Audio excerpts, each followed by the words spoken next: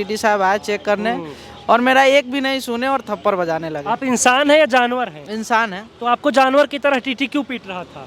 बस वो दारू पी रखा था, उसको जेल होना चाहिए, उनको नौकरी से ही खारिज होना चाहिए, उनको नौकरी करने लायक है ही नहीं हो। बार बार फोन आ रहा है कि बिना टिकट के ही तू सफर कर रहा था क्या। हम उन लोगों को बोल रहे हैं कि ये कुछ नहीं है, बस उनको उसके ऊपर भूत सवार था और उनका दारू पी रखे थे या कहीं का उनका गुस्सा था या मेरे ऊपर उतारे। नीरज, तुम्हें क्या लगता है, इंसाफ की उम्मीद है? हम मजदूर आदमी है, कहाँ जाएंगे। मेरे द्वारा एक वीडियो रिकॉर्ड किया जाता है और उसे सोशल मीडिया पर पोस्ट किया जाता है, जिसके बाद से वो वीडियो वायरल हो जाता है।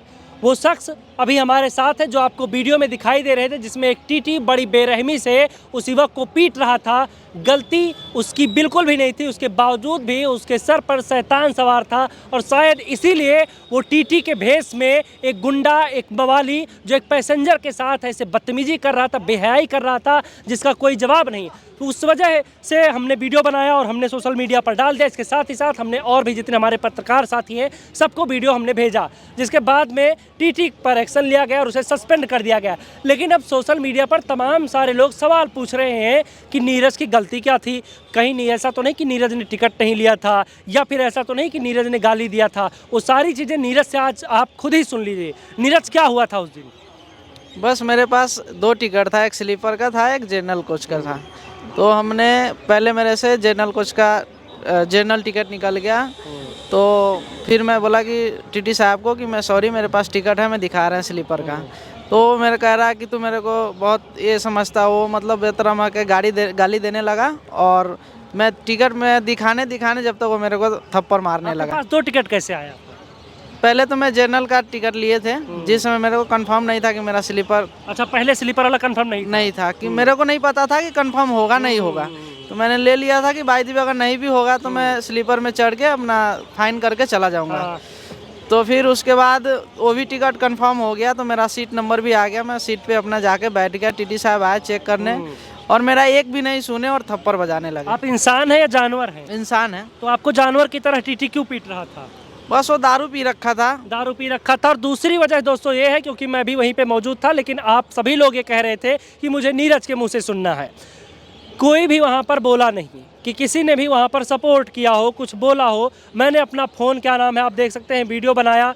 वीडियो के साथ साथ मेरा ये देखिए छीना झपटी हुई मेरे साथ भी, और ये फ़ोन आप देख सकते हैं कि फ़ोन मेरा टूट गया उस छीना झपटी में। क्या हुआ था? कोई और क्यों नहीं सपोर्ट में आया? क्या लगता है आपको? कुछ नहीं, कोई बोल रहा था, एक लेडीज था, वही बोल रहा था कि छोड़ दो। और आनंद मोहन भैया थे जो पत्रकार हैं, वो बोल रहे थे कि क्यों मारा जा रहा है, बिना कसूर का क्यों मारा जा रहा है। बस यही बोल रहे बार बार कि क्यों मारा जा रहा है, बस। और कोई समर्थन में नहीं आया? नहीं, और कोई नहीं। सभी लोग तो बिहार से ही चढ़े थे।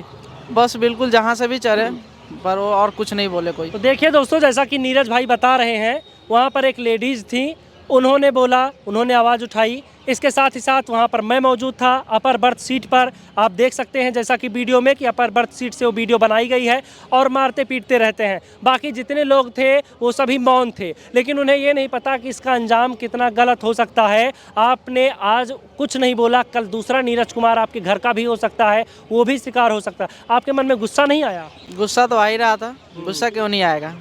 पर हमने उनको, बड़े आदमी थे, हम वैल्यू किए उनको, इसलिए मैं थप्पड़ नहीं चलाया। बादशाह नगर पर जब मैं उतरा तो मैं आपको ढूंढ रहा था, आपकी बाइट करने के लिए, आपका इंटरव्यू करने के लिए, लेकिन आप उस वक्त मुझे वहाँ आसपास दिखाई नहीं दिए। तो मेरा लखनऊ का था टिकट, इसलिए मैं लखनऊ ही उतरा। मैं लखनऊ में, बादशाह नगर तो पहले आता है। आप इधर उधर कहीं चले गए थे?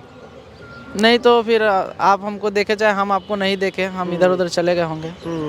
पर हम लखनऊ ही उतरे रेलवे स्टेशन पे। तो ये बताइए कि अभी तो आप काफ़ी ज़्यादा, जैसे अभी थोड़ी देर पहले मुझे बता रहे थे कि भैया बहुत परेशान हूँ, सबका बहुत फ़ोन आता है, एकदम रोने का मन करता है कि कुछ कर लूँ, इतनी बेइज्जती हुई है। वो सारी चीज़ें आप पब्लिक को बताइए जो मुझे बता रहे थे, कैसे कैसे आप परेशान हैं। परेशान तो है ही हैं कि बार बार फ़ोन आ रहा है कि बिना टिकट के ही तू सफ़र कर रहा था क्या।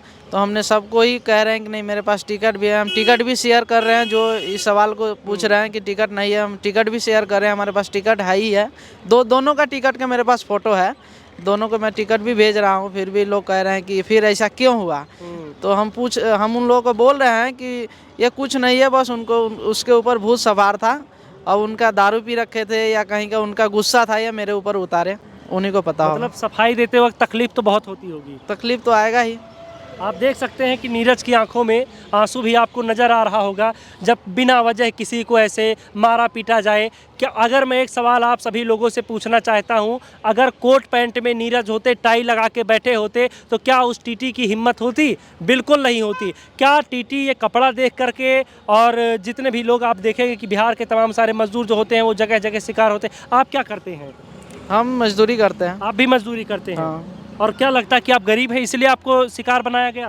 बिल्कुल यही लगता है। अगर आप सूट बूट में होते तो उसका तो हिम्मत ही नहीं होता।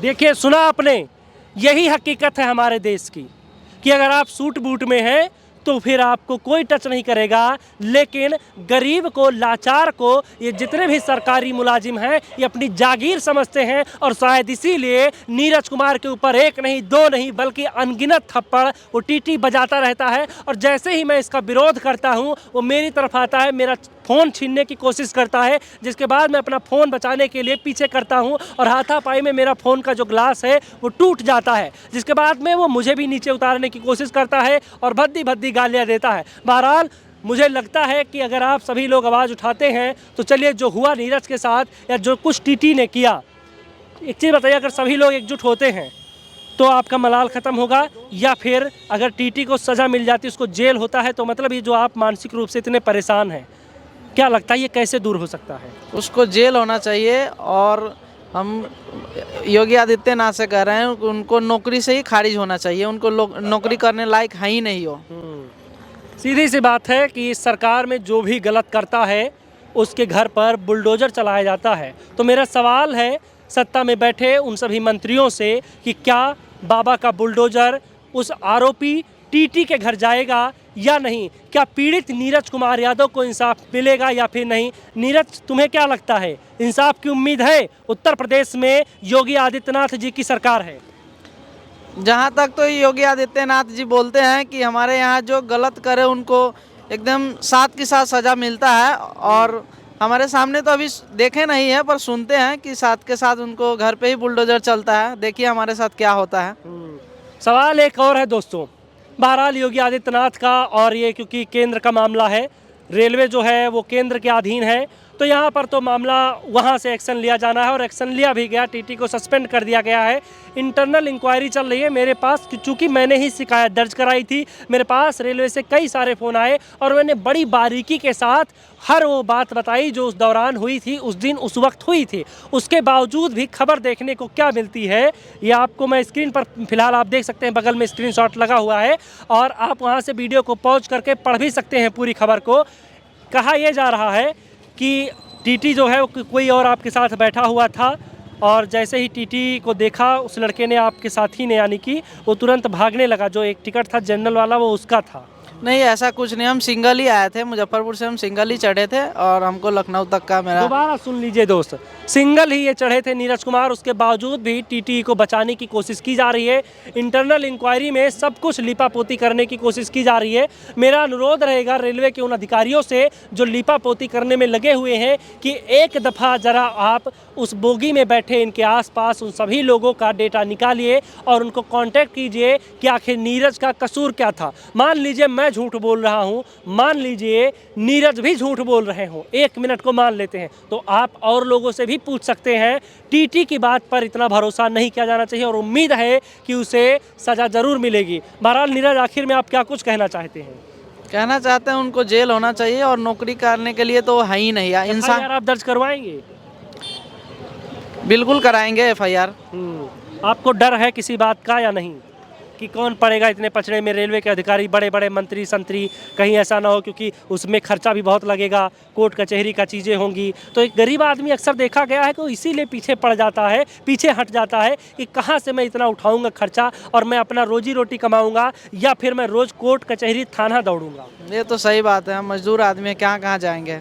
एक बात और बता दें दोस्तों कि ये यमुनानगर चले गए थे, लेकिन जब मैंने देखा कि तमाम सारे लोग ऐसे जो कमेंट कर रहे हैं और बेचारे नीरज को दोषी बता रहे हैं कि बिना टिकट के चढ़ा होगा, ये है वो है, तमाम तरह की चीज़ें, तब मैंने नीरज को फ़ोन किया और दोबारा से मैंने इनको बुलाया। मैंने कहा नीरज सुनाओ, और तुम अपना बयान जो है वो मीडिया के सामने दो कि क्या कुछ हुआ था, तुम्हारे पास टिकट था या नहीं था। तमाम सारे लोग आपको दोषी मान रहे हैं, उनके लिए क्या कुछ कहेंगे? नहीं, जो समझ रहे हैं उनके गलत है। हमारे पास टिकट था, बिना टिकट का तो ट्रेवल हम करते ही नहीं है। बिल्कुल मेरे पास 2 टिकट था, फिर भी मेरा एक भी सुने नहीं। तो देखिए दोस्तों, बिल्कुल किसी फिल्म का सीन लग रहा था, ऐसे धुनाई कर रहा था वो शैतान टीटी। और मैं यही चाहता हूं कि आप सभी लोग, जितने भी लोग इस वीडियो को देख रहे हैं, उन सभी से अपील है मेरी कि जब भी कभी आप इस तरह की कोई घटना कहीं पर होते हुए देखें तो आप तुरंत उसके खिलाफ आवाज़ उठाएं। जितने भी लोग वहाँ पर बैठे थे, किसी ने भी आवाज़ नहीं उठाई थी। एक मैं था और एक महिला और थी। हम दोनों लोगों ने जितना हो सकता था प्रयास किया, क्योंकि मुझे भी ये डर था कि कहीं ऐसा ना हो कि मेरा फ़ोन ये छीन कर फेंक दे। अगर मैं इससे बहसबाजी करता हूँ या कुछ करता हूँ तो सारे सबूत ख़त्म हो जाएंगे और ये बात यहीं की दफन हो जाएगी, राज ही रह जाएगा। फिर मैं लोगों को बताता फिरूंगा, उन्हें दिखा नहीं पाऊंगा कि आखिर कैसे टीटी के रूप में गुंडा, एक माफिया, एक शैतान, एक हैवान भारतीय रेलवे में नौकरी कर रहा है और बड़ी ही बेशर्मी के साथ वो दनादन चाटे बरसाता है। तमाम सारे लोग ये भी कहेंगे कि हाँ हम लोग हैं और ये है। अगर आप कहेंगे तो जो महिला है, हम उस महिला का भी बयान आपके सामने लेकर के आएंगे। रेलवे से तो अच्छा हम ही आपके सामने रख देंगे सारे सबूत। जितने भी लोग वहाँ पे बैठे हुए थे उन सबको एक एक करके हम ले आएंगे। लेकिन एक ही विनती है कि आप नीरज के लिए आवाज़ उठाइए ताकि नीरज को इंसाफ मिल सके। बहरहाल अब मेरे हिस्से की जितनी मेहनत है वो मैंने कर दी, अब बारी है आपकी और आपको अपने हिस्से की मेहनत करनी है। इस वीडियो को शेयर करना है। नीरज, क्या लगता है कि लोग शेयर करेंगे, आपका सपोर्ट करेंगे? करना चाहिए। आज हमारे साथ हुआ, कल उनके भी हो सकते हैं, उनके भाई के भी हो सकते हैं, चचा ताऊ में भी हो सकते हैं। उनको ऐसा नहीं है, पर जितना हो सके कीजिए। चलिए, बहुत बहुत धन्यवाद बातचीत के लिए। बाकी अगर आपके कुछ सवाल हैं तो आप कमेंट बॉक्स में छोड़ दीजिए, उसका जवाब हम नीरज से दोबारा ले लेंगे। धन्यवाद।